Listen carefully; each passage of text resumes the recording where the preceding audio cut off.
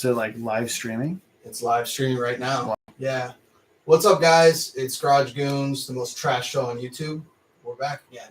And this is a special guest, and he's been basically living nomadically, or I don't know if that's the best term, but I guess it's like the 21 or 2022 version of a nomadic lifestyle post-COVID, with the whole working remote thing being more normalized. So, yeah, why don't you tell people about yourself?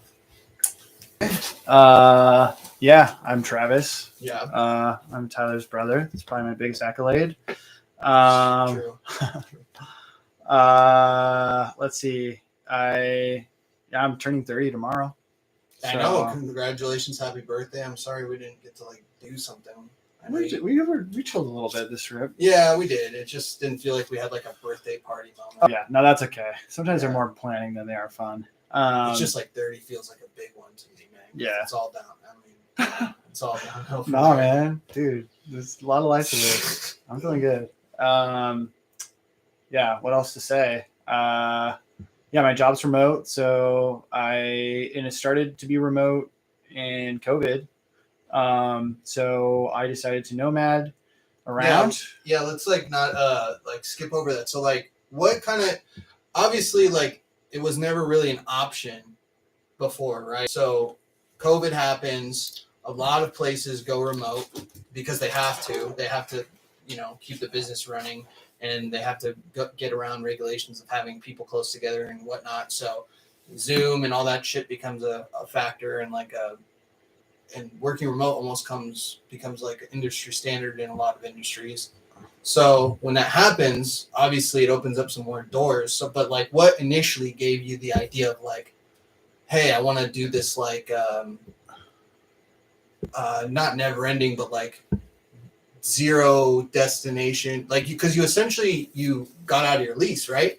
Uh-huh. So you weren't homeless, right? But you didn't have a final destination. It wasn't okay, after this is a road trip, then I'm coming back home. It was kind of right. So what kind of inspired you to kind of do that initially? Yeah, I think, it was a culmination of a lot of different things, because you got to rewind back to COVID, and I switched jobs in the middle of COVID, which probably not recommended, but oh well. And when I switched jobs, my new job became fully remote. But I switched jobs December of 2020. So it was still peak, COVID lockdowns. Things are changing by the week. Every state is different, super controversial. And no one was vaccinated. They were just starting vaccines. Doctors and stuff were getting vaccines, but it was never, especially in California, it was very unclear. This is beginning of the Delta variant, it sounds like. No, Delta was later. Really? Okay, so even before that. Okay. Before that, yeah. I think. Yeah, I thought Delta was later. But anyways, yeah, I don't know. Just remember what it was like, it was you couldn't go into bars, nothing like that. Nothing was open. So you're just feeling really and I was fortunate that I had 3 roommates during all of COVID in a pretty sweet apartment in San Francisco. But still, I had felt pretty, I think everyone did, just really trapped. Yeah. Just I didn't feel like I had the control and autonomy that I wanted. And so over my life, I just wanted to be able to do shit. And I felt like I couldn't. When I did a trip to Oceanside in COVID in May. Yeah. And even that, goddamn Gavin Newsom was beaches are closed. So I couldn't even go to the beach. It was a weird time that I think another aspect that people don't really talk about too much is it kind of made a lot of people really face some shit, because when you're in the daily grind and you're in the routine, whatever, Friday comes around, you can just go to a bar and you take that for granted. And also it's acts as a therapy session for some, a way to erase the hard drive of the week and whatever. And also it's a social situation, not just the bar, but whatever the bar is to you, whatever that thing was that you did to kind of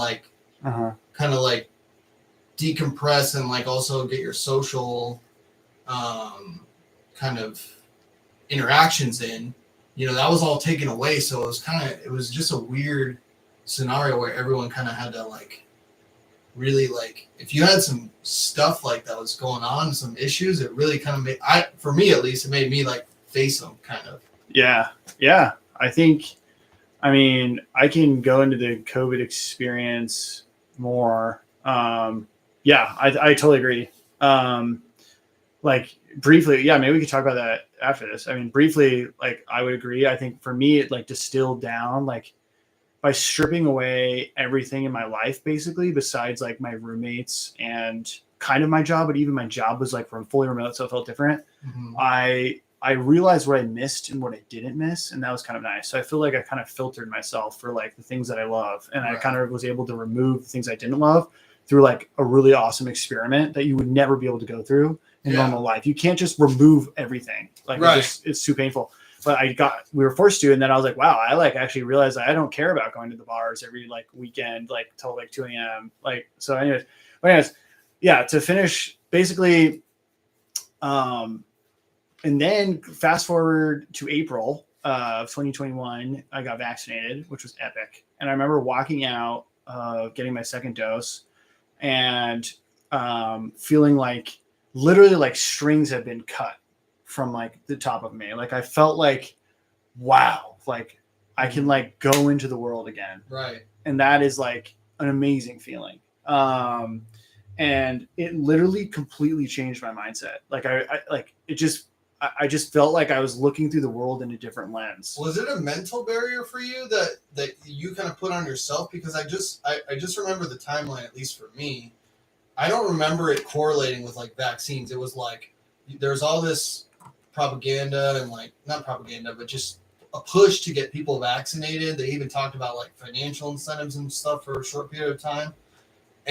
But like even if you were, it was like initially there was no immediate benefits, at least from what I remember. I feel like the benefits came later. It was kind of like, well, we have to wait for like herd, whatever it was, herd vaccination or herd, whatever they were calling it, where like most people are vaccinated. So people that aren't are like protected in a sense, like insulated from it. And then we can like really have concerts again. We can really have normal shit again. My memory of it, in April of 2021 when I got vaccinated, actually it was late March, but basically what it was is the early vaccine, the first vaccines that they still administer, Pfizer and Moderna, were incredibly effective against the initial COVID variant. They were incredibly effective. It was like if you had 2 doses and you waited 2 weeks after your second dose, it was like 95% effective. So it didn't change any of the government policies or any of that stuff. Nothing changed, but I felt like I could go do shit without worrying about it. Oh, which was amazing. Was a mental thing for you. It was just that I felt like, it was like I felt like I could go do stuff without getting COVID. Okay. Which was awesome. So I literally went on a bachelor party in Miami like 3 weeks later. And like we like just tore it up in Miami, and I didn't get COVID. And I was like, definitely, I probably would have gotten COVID if I had not, been vaccinated. And that was like such a good feeling. And then I started to go, okay, like I've been in San Francisco for 5 years, and I have wanted to live outside of California because I, like you, grew up in Simi Valley, then went to school up north, and then moved to San Francisco. And I was like, I want to do that, but I don't feel like I have conviction on any single city that I really want to move to right now. And it was a weird time to move, like in the middle of COVID was still kind of going on. Mm-hmm. And so I was like, well, this Nomad thing could be pretty cool because I don't have any trips. There was no other stuff happening at that point. No one had planned weddings. Nothing was planned like that. So it was a good time to do that. And I just kind of felt like, why not? It's kind of like Voltron, like all of the circumstances, dude, the June bugs in here are vicious. All of the circumstances and stars kind of align through, literally an unprecedented event. And then so you were thinking okay, well, now that I have this really rare, maybe once in a lifetime, strange opportunity that I never even considered, you kind of just went all in on it. Yeah. I mean, it was like, I've never been able to do this. And I had a little bit of a taste with it during COVID because I went and like visited some friends places and stayed with them during Mhm. COVID when my other job went remote. And I was like, this is cool and so easy. So it was like that plus like I just really wanted to like I just felt this like massive urge to like grab life by the horns and just like yank it my way. Like go choose everything you're doing. Yeah. Go out there and like see everything, you know? And so yeah, I think that was kind of the motivation. I mean, I always wanted to city shop. So like I went to a bunch of cities that I thought I might want to move to after the Nomad. And yeah, now I'll be moving to Austin, which is one of the cities. Yeah, yeah. So when you did when you kind of you were talking about visiting friends and kind of getting like a sampler version of what you're gonna do, and that kind of like gave you an idea of, you know, maybe you actually wanting to do it and then eventually following through with it. When you did actually follow through with it, like when you made the itinerary and all of the logistics for it, like what did it take? I know you used Airbnb and you kind of planned ahead, but like how long did that take? What does that entail? And then was there like anything that like you wish you would have known going into it, or everything kind of worked out seamlessly? I think, yeah, I mean, like it definitely didn't work out like as like perfectly.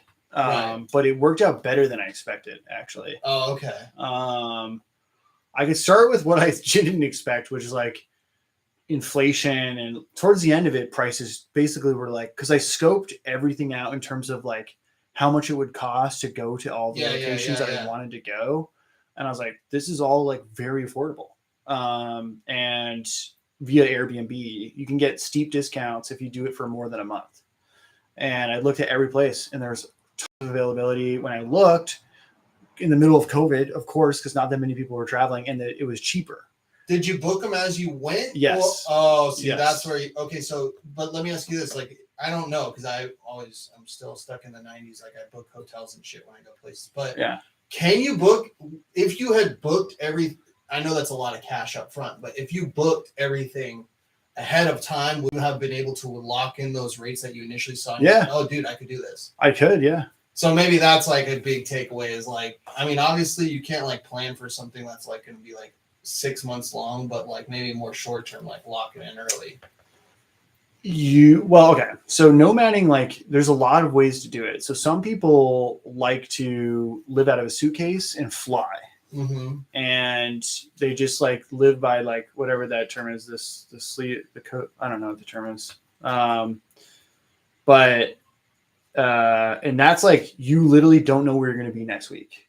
And that felt too stressful to do for like a long period of time. So I wanted to strike a balance of being able to be kind of spontaneous, but still like not wasting money by booking everything last minute. So I was always like 2 to 3 months in advance, but never more, because you don't know if you're going to like want to like stay longer. Yeah. Or like, maybe I don't want to go there. So I like ended up not going to Miami because I didn't want to go to Miami by myself. I learned like going to like a metro by yourself where you don't have friends is like not that tight. Because like, what are you gonna do in Miami by yourself, you know? And I mean, I get to go a few things, but yeah, I mean, yeah, like you can do that, but like for a month, you know, like I don't know. No, it's like it gets old, you know. It's like what am I doing? That's like a 2-week trip tops, I think. Yeah, solo. It's weird. So like that was learning, and so yeah, you kind of want to strike the balance, I think, a little bit, and that helped me quite a bit. Also, driving was huge. Like most people fly, I think, when they do this stuff. Right. They fly to Europe and they go travel around, and then they go to like South America or like wherever, and they're like super, super mobile and like just a suitcase. And that's a cool way to do it because you could really like you're so free. Like I wasn't that free. Like I was always like kind of like next month I knew what I was doing, but it also felt like really I like to work out every day. I like to like have like a lot of working gear, like laptop monitor, keyboard, and all this stuff that you can't really bring in a suitcase. So I figured I would be better off, given that I wanted to do it for at least a year, to bring everything in my car. Yeah, and it makes sense too, because it's like if you have a car, it's not like you can just park it somewhere for a year for free. It's eventually going to get towed or Right. whatever, Right. you know. So Right. it's kind of like one of those things where unless you buy like they have like those garage storage places which aren't cheap, where Yeah. you could park it long term. Yeah. But then that's another expense. So yeah, it kind of makes sense. Yeah. That's another thing I tried to do is cut all my expenses. So I didn't get storage. I moved all the stuff into mom's house that I didn't want to bring. Mm-hmm. And yeah. And then I was very minimalist. So I donated. At first I donated half my clothes. Then I stored half of them with mom. So I ended up going with like a fourth of my clothes. Yeah. And then all the recreational gear I brought for fun was like backpacking stuff to go like camping and backpacking. Yeah. Weights to work out and golf clubs. And that was it. Makes sense. Sparky, I think, just saw something back there. June bug attack. Yeah, something. Yeah. So. Well, that's really cool, man. So now that the people have like an idea of how the plan went, what went into it, and all that. Tell me about like the experience. Like, what cities stood out to you for what? What cities are? I mean, you already kind of made it sound like Miami is a little bit overrated, especially if you're not going with a gang of buddies or whatever.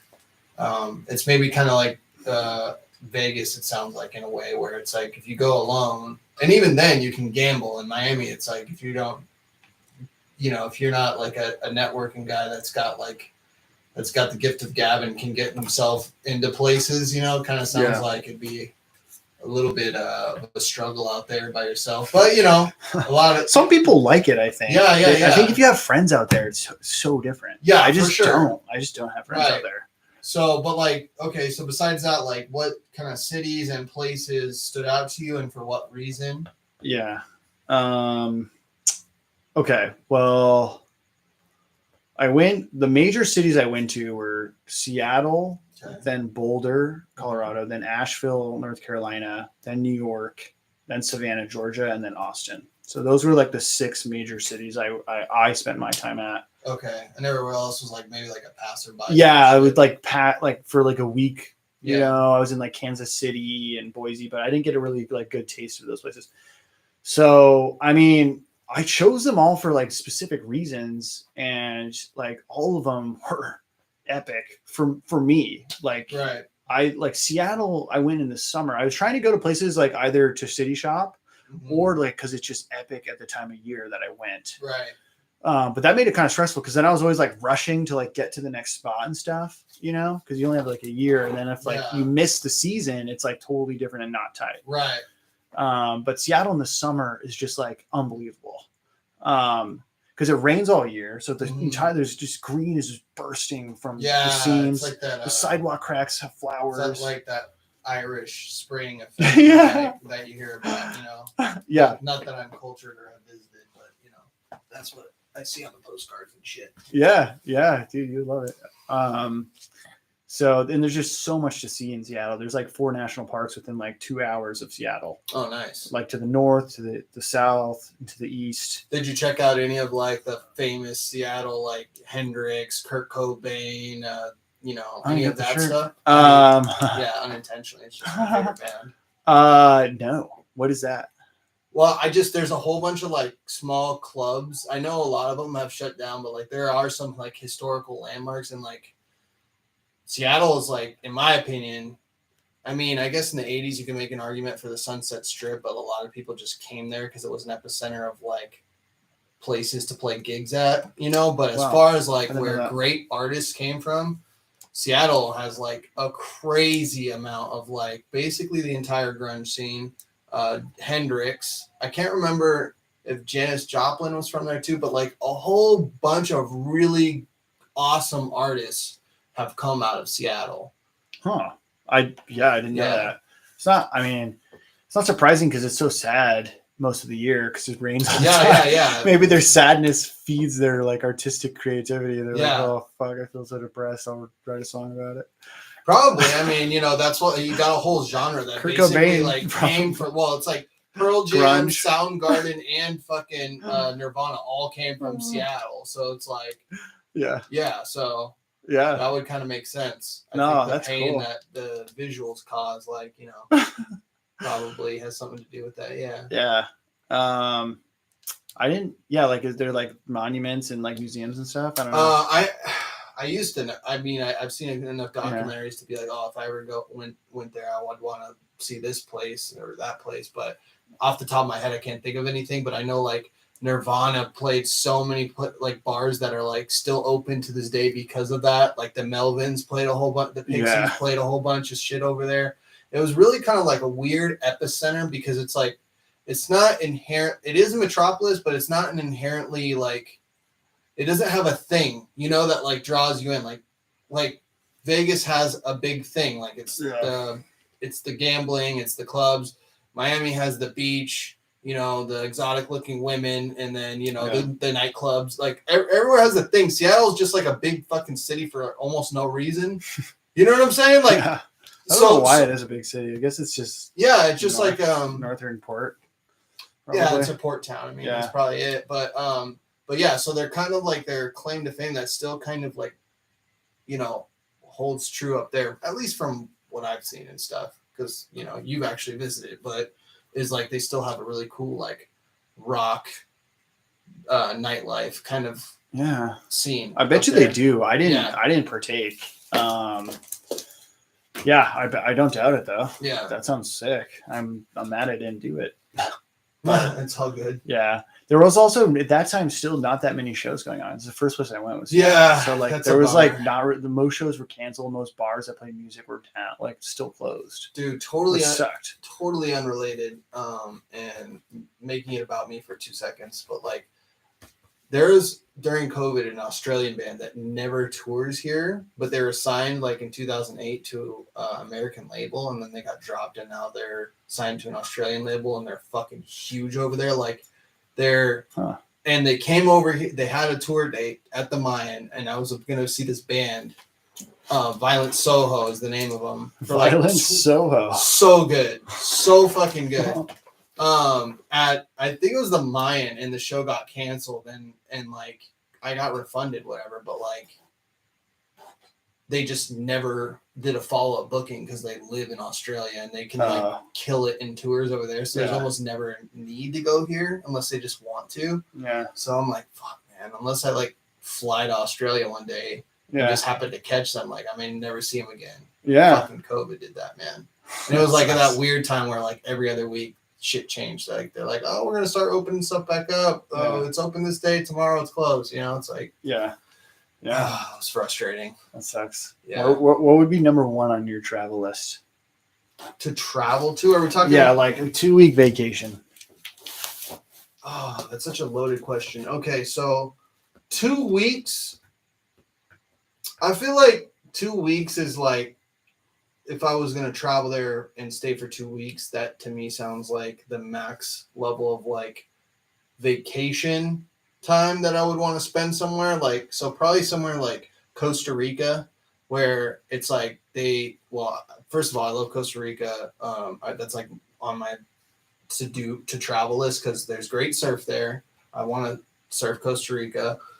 B, they're the only South American nation that its economy thrives on preserving the rainforest rather than cutting it down. So it's like very lush. Mm-hmm. And like 3, like they have those like sweet, I mean, I'm sure mosquitoes are a thing and all that stuff, but like, have you ever seen those like tiki cabana type shit things that are like you walk out on a dock, they're over the water and you can stay in there, like you sleep in there? Yeah, the little I mean, it'd be like so cool to do something like that. And then they have more first worldy ones where there's like AC and swamp coolers built in, so you're not like miserable, just like, oh, this looks great on the gram, but like you're in there like getting just eaten alive by insects and feeling like you're melting. Like, so they have like, you know, touristy first worldly accommodations, but it's still like scenic enough to where it feels like I would never get this experience anywhere else. So I think something like that would be really cool. If you were gonna say like, oh, what I want, like if I was gonna go somewhere for like a month, like do something like what you did and like actually stay somewhere, I think I would like to see Australia, like Sydney. Cool. Yeah, I've heard good things. I really like the music and like the music. This shit over there. Yeah, dude. Well, all you gotta do is pony up for a shitty flight, but then you're there. Yeah, my whole thing is like I'm kind of tied to the soil, and like I'm such like a it's so lame, but like I'm such a Southern Californian person, like at heart. That's why, like, You could just visit though. yeah, I guess so. It would Yeah. just, anytime you fly across the globe and like your whole internal clock's gonna be flipped upside down. I feel like you have to commit some time to it. Totally. So it would, it would be a better. good experience. It's better if you could do it for at least a couple weeks. Probably. Yeah. I think it'd be a cool experience. I want to go too. I don't know. I don't like when people talk about traveling. I feel like they romanticize it. Like it's more important to most people I talk to about it than it is to me. Yeah, probably. Yeah, I think it's like not everyone would enjoy it. Yeah. Well, I'm just saying in general, I feel like it's really, I don't know, maybe it's a California thing, but like when people like, one of the first things they'll ask you is like, or they'll slip in like, oh yeah, when I was backpacking in Europe, like that's always seems like some guy at the party like likes to talk about that or whatever. And to me, I'm just like, that's really cool and like it is interesting, but like it's not. To me, it doesn't have the same allure that I think a lot of people that get the travel bug, or so to speak. Yeah. Like I've only been out of state like 5 times, and the only other country I've visited is Mexico. And like, in large part, like I'm going to Hawaii like in a couple of months, and I'm like more stoked about that than anything. But like, I don't think I'm gonna be like, oh, dude, I gotta see what Thailand's about now. Or something like that. Yeah. I don't know. Yeah, I think some people travel with the main goal of like sort of like they have like curiosity, and then other people, or like maybe it's more like take vacation, but it's like they want to like check as many boxes, do as much shit, see as much shit as possible, blah blah blah blah. Like the backpacking in Europe bros, like they're like I went to like 50 cities in like 2 months and like and it was like and that is cool. I mean, I have the curiosity too, and then I think there's the other side of the coin, which is like I want to like chill and like escape my current life and like have it be easy. One is to like witness and one is to like assimilate, like actually being like gain some culture. Like, if you're backpacking over Europe and you see 50 spots in 2 months, you couldn't have stayed in a spot more than a day. Totally. So like you're always going to be that fucking dick American dude. But if you hang out in like a town for a while, you start hanging out at the local coffee shop, you learn the language and maybe even the dialect a little bit. People start actually looking at you as like not so scummy.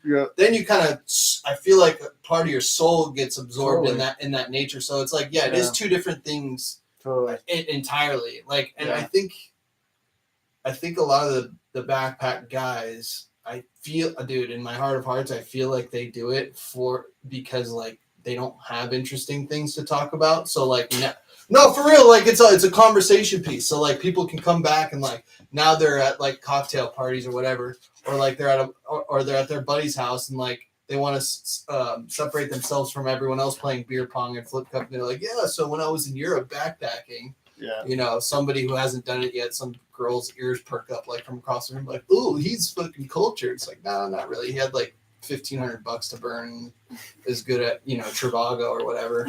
But I don't know. I mean it's different for a lot of people, but I've met a lot of people. I'm not.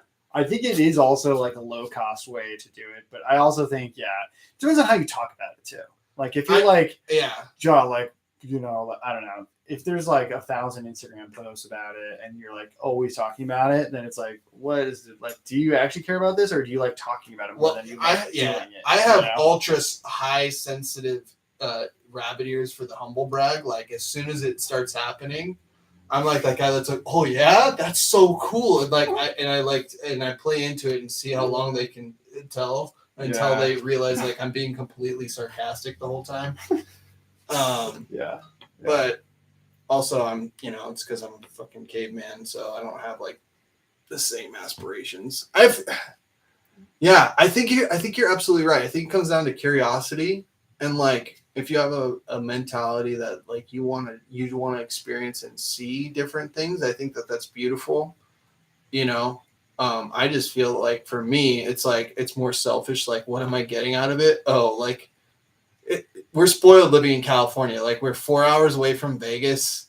Like we can literally like surf, snowboard, and like fucking gamble all like in a 24-hour period and like get a real good experience from it. So it's like there's not a whole lot of places like for me that I could go that I could be like, whoa, like this is just out there different, Yeah. Which is why, like, I was talking about Costa Rica earlier, because like lush jungle is not something that California has to offer. You know, I think that's kind of cool. Yeah, totally. I also think like when I hear people that like, I feel like I've met people that have like gone to Europe like 40 times, but like I've never been to like Wyoming. And I'm like, there's so much to like see in the States. Yeah. That people like think that traveling must only be like going like overseas to like some like Instagrammable like, you know, well, that's that guy I'm talking about. That's that guy that's like, I want to have no one, if you say, oh yeah, when I was in Montana, no one's going to be like, unless they have family that, oh, you visited Montana? Because that doesn't sound sexy. If you're like, there's like cool shit to see in Montana. Yeah, no, it's like crazy, like mountainous, cool landscapes and stuff. Yeah, so that's why I'm like, I feel pretty good that I've gotten a pretty good sense of America. Yeah. You know, on this trip, like I've driven across the country to all four corners and basically back, and like all the way through the middle too. So it's like cool to see. You know, it's like, oh wow, like I really know my country. Like, not like amazingly well, but I've like gotten to like it's cool. I think that's super admirable. Like even though Grandma was not a big fan when they like downsized from the 50-foot fucking like basically mansion on wheels RV they had down to like the like souped up Winnebago. She was like not feeling that, but I thought it was kind of cool that they visited 48 states or whatever it was. Like they basically visited every state, but I think Alaska and somewhere else, and they drove like everywhere, which I thought is kind of like a cool. Like it's kind of good to have something like that, especially in retirement and shit, because it kind of gives you purpose, you know. I feel like and it's just a cool way to spend time. Yeah, definitely. Like, and there's tons of old people doing that shit too, so you can meet other old couples that are also doing that, which is like cool. Yeah, like national parks are like half just old people. Yeah, was that like a big, was national parks like a big I guess like factor you looked into, and that's why you spent so much time in Seattle area? Or I definitely like to see cool nature shit. I mean, I loved so Seattle, Boulder, and Asheville all have like just amazing stuff around it. Sparky, leave it alone, man. Sparky, lay down. Go to your bed, dude. Go to your bed. Oh, fucking good pup. I love his little waddle. He's trying to steal some camera time upstate. Yeah, I think so. I mean, Boulder was just like unbelievable. Being tucked in on the Rockies like that. You're just Boulder's like it's on the east side of the Rockies, and it's just like it's like right next to it. It's like 10 miles up is the Rockies, and the Rockies are just like boom. Yeah, and it's just unbelievable. And then same with Asheville's on this mountain ridge. So it was a big factor as to why I chose those places for sure. It was I was doing a lot of backpacking in Boulder, which was fun too. Not to be a backpacking bro, but different backpacking, not like staying at hostels. Did you have any other like aspirations or things you wanted to hit? Like if I was like I don't know, I'm just spitballing here, but like if I was traveling the country, I think I would want to see, obviously I'd want to see like my sports teams playing there, but like I would like to see like a football game in like Kansas City, Missouri. I would like to see like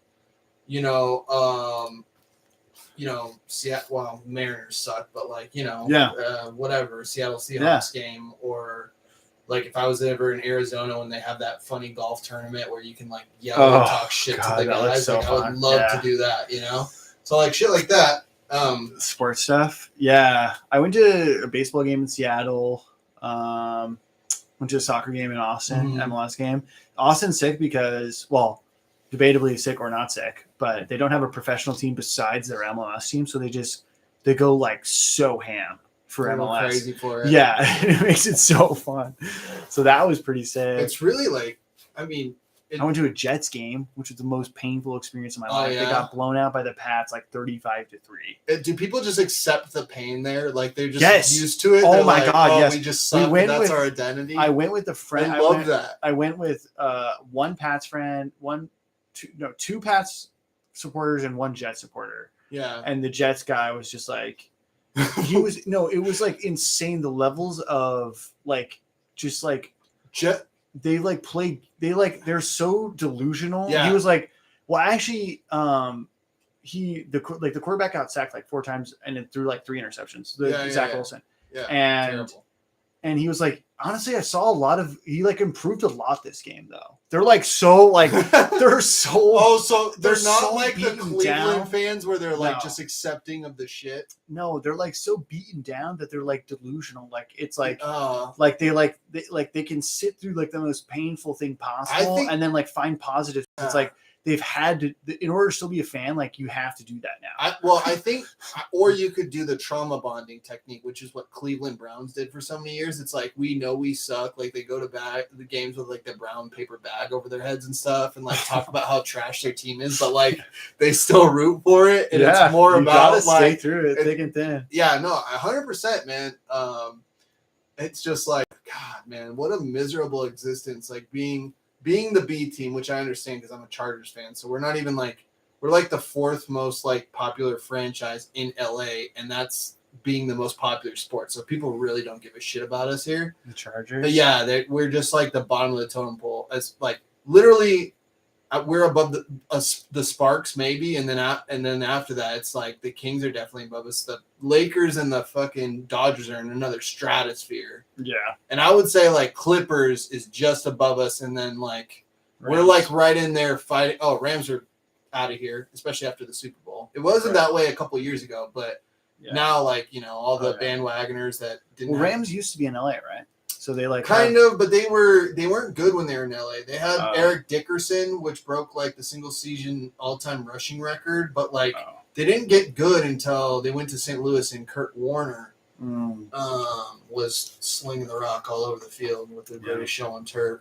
But yeah, so now the bandwagon effect's taking hold with the Rams. So yeah, I guess we're like the 5th. I think we're like jockeying with like the Angels and the Ducks for like. Sort of LA teams that people care about. Like I don't, I heard LAFC is like growing in major stature. I had no idea how big MLS was here. Like because I had been to a Galaxy game way back in the day, but like it is different now. Like that stadium is crazy. It's beautiful. I drive by it every day at work, and it's like just the most modern, just beautiful. I've been to SoFi, and this stadium to me. Looks better than SoFi aesthetically. It's smaller, so games are so fun too. People, I don't know. I haven't been to one. I need to go to one, and I don't even care about soccer like that. But like, I want to go to one because like there's like an instant. Normally, there's like if a team comes late to the party, the original team like the Clippers and the Lakers, like the second team is like the joke, like the butt of the joke type team. Yeah. LAFC and Galaxy, it's like Bloods and Crips, dude. They're like already severe, deeply entrenched rivals, and then the fact that El Trafico, they call it. Yeah, El Trafico, yeah, and it's crazy, bro. It goes down in that parking lot, and also like the fact that Zlatan was playing for the Galaxy for a while, and he was talking mad shit about LAFC and how trash they were. It just sparked a fire because you had this like team that has like the one really world famous guy that's kind of over the hill, and then you have another team that's got a bunch of hungry guys. So it's like that. I don't know. It was really cool, like seeing the contrasting, like how things heated up. And I would keep hearing about it. I was like, since when do people care about soccer like this? But it shows you the rock I've been living under. It's just like I just had no idea, but it's been huge all along. I guess in LA. It's weird. MLS. I think they're like, I don't know what it is, but the fans seem to be like, they're not like, it's not like going to Dodgers games where half the people there are just like not even watching. Yeah, right. They're like, if you were an MLS fan, you like choosing to be an MLS it's fan. It's like a hockey game. Yeah. And it's like you're everyone like, that's you're into diehard. it is like, which is like pretty sick. Yeah.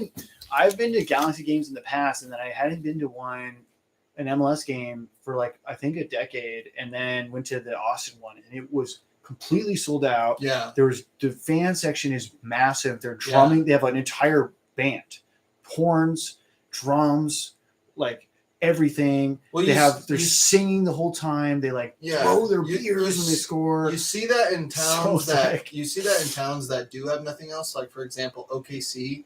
The fans stand up and stay standing, and it's like a college game until they make the first bucket. Their first bucket, and they're way more like college type crowd, like more ravenous over there.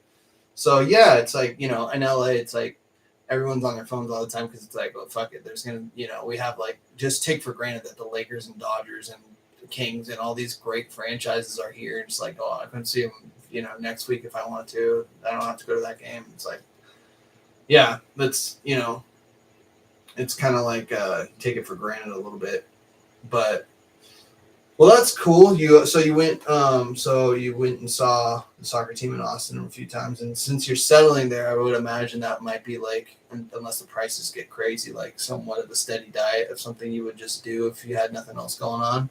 Oh, go to the MLS game? Yeah. Dude, I'm thinking about getting season tickets. Yeah, dude, that's the move. Because it would just be so fun to be like extra about it.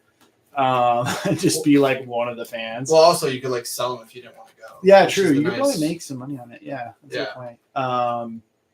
Yeah, it seems like I like talked to some fans when I was there, and they were just like, yeah, that's like so and so, and he's like on form recently. He's like scored like 3 goals in the last 5, and his left foot's a little weak. They're just like so into it. Yeah. And like that's what I like love it. I'm like, crazy. I want to be like just so extra about it, like have like a license plate. Yeah, be like the fantasy soccer guy. Yeah, like it just sounds so fun to be so extra about it, because it's like the other day it's like MLS, it's not a big deal, but that's why. You know what though, we say that now, but like you might be surprised in like 20-30 years, like if your kids are all into it and it's like a major sport at that time, you'd be like, man, you should have seen it back in the day when we had all these bums playing, like that's true. Like hungry guys from like the D3, whatever, Yeah, it could, because it's still kind of young, right? Like MLS is at the end of the day is like 20, maybe 25 years old. Right? Yeah. Yeah. The thing about it that's interesting. So I don't know what will happen, but so I'm like really into Premier League. I used to be. And I think if like as an American watching soccer generally, it's pretty painful to watch the MLS just after watching so much Premier League, because it's so much better. Right. That you kind of watch it and it's like it's fun.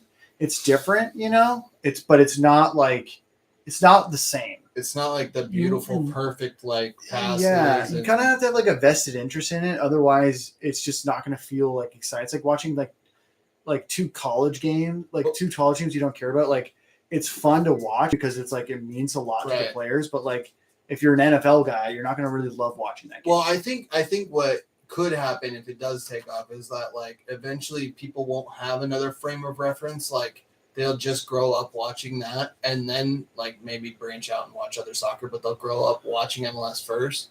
Like for example, the NHL is the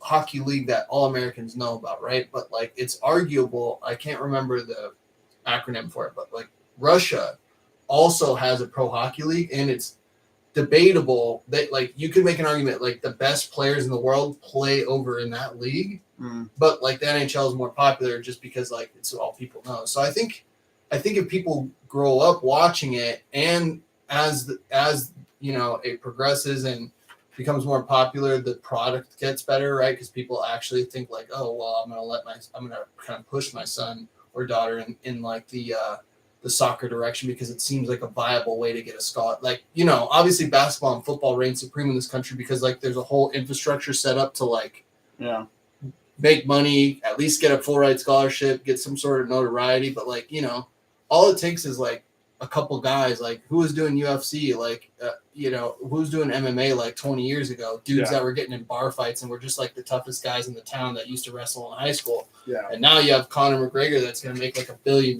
before he retires. So it just got to come out with a good product, Yeah. I think, I could see like what I could see happening. So it's like NBC bought rights to the Premier League and then they just went ham on marketing and stuff. Mm-hmm.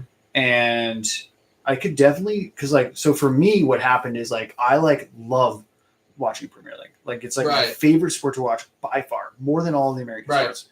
And what I miss and what is a totally integral part of the game and the culture and everything is going to live games. Right. And so like, I have this desire that I cannot fulfill,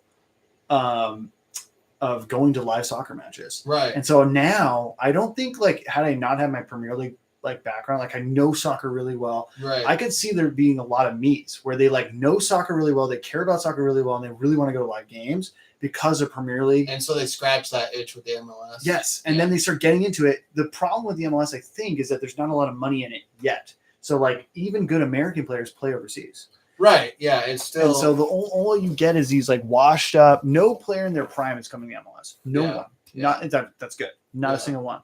They'll all go overseas. So that's what you need is you need it to be quality soccer. And the only reason you get quality soccer is if players can be paid enough. The only way to pay them enough is to have like TV deals and like the teams make money. Well, so, I think the way that everything is set up here is like so behind the eight ball because like really you don't really know for our sports that are popular here like who's going to be good until college because like you know there's like the whole high school system and stuff like that. Now basketball's kind of gotten around that with AAU, but like football's still like the best guys in high school go to college and the best guys in college some of them go to the NFL. Yeah. In soccer they have a good idea when these kids are like 7 years old because they grow up like in a farm system in Europe where it's like if you're not balling out by the time you're 7, it's very unlikely that you're going to be amazing and go like pro like on a crazy like playing for Real Madrid or like Liverpool or like a major franchise, Manchester, whatever.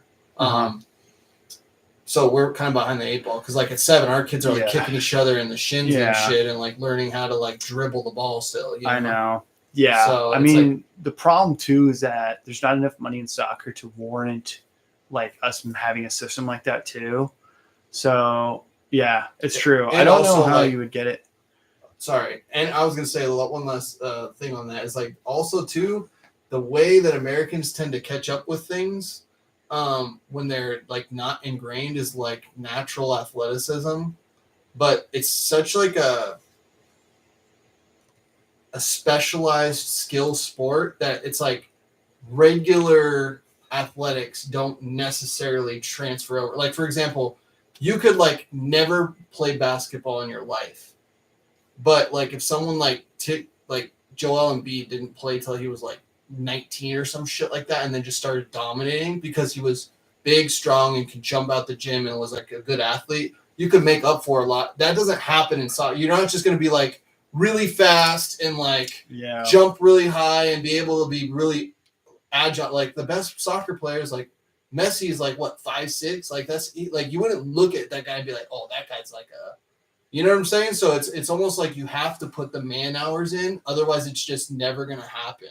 Yeah, there is I mean, there's definitely a lot of technical sides to it. Yeah, but I mean, the physical, it definitely is still a sport where the physique matters a lot. I understand. I'm just saying it's not like something that you could make up for with raw athleticism later on in life. Right. Yeah, it'd be interesting. I mean, yeah, it's hard to know because there is a lot of that, but I think you're right that it's probably in between like tennis and basketball. Yeah, tennis is like tennis. Obviously, you could never it's all finesse, but with a little bit of physique, obviously. But where I think it's in between those, probably closer to basketball, but still, because like tennis, like you could never, doesn't matter how athletic you are. That's interesting. Yeah, it would be cool just because like watching the World Cup, I would just love for the U.S. to be like good. But I mean, it's just probably never going to happen. Yeah, it would be great too far behind the eight ball. Yeah, it's like the rest of the world trying to compete against like Australia and New Zealand against like at rugby. They're so established down there that like the only countries that are good at it like are like there's like 4 countries. It's like South Africa, Australia, and like New Zealand, and then you get some Samoan and islands like and Ireland and shit. Not as good. Oh, but really? Because soccer is the number one. Like, they're big into rugby over there. They are, but they're the NFL for like Australia, like the number one sport isn't soccer, it's rugby, so anytime you get that fervor like that in one sport, like people just tend to idolize it. And like, that's the tough thing with soccer here is like, we just don't give a shit, because we already have the NFL. So like, if you do have all the tools it takes to be a great soccer player, you're probably going to try to play football. Yeah. It's so interesting because I didn't feel like growing up, that's like what's so weird. It's like it has to be a culture thing for sure. But growing up and there's definitely more scholarships in college for football players. So there's that. Mhm. Which growing up, I felt like when I was like 10, probably I knew more. I mean, I played soccer too, but I knew more. I felt like more people I knew played soccer than other sports. It was probably like soccer and like baseball. Yeah, Not that I many think football there was players. a big boom with soccer at that time, because like for some reason I think that we finally got some of our first like homegrown stars. Like I remember like Landon Donovan was actually famous, for Yeah, being that's like a good. mostly American soccer player, and then something Hart, the goalie, was good, and then Kobe Jones even was like pretty Yeah. good for a minute, but like. I don't know. It just like also I think at that time that's when like FIFA kind of exploded, the video game, so that kind of helps. Huh. Yeah. Yeah, it kind of happened like simultaneously where it's like before you had NBA Live or 2K. Back then there was two choices for NBA, and then Yeah. you just had Madden, and those were like the sports video games. And then something happened in like 2004 where like people started playing FIFA and really getting into it, so it kind of like forced you to know about players even if you never watched them in Yeah. your life, because you would just look at the ratings and be like, oh, who's this Michael Owen guy? He's got a lot of like. Yeah.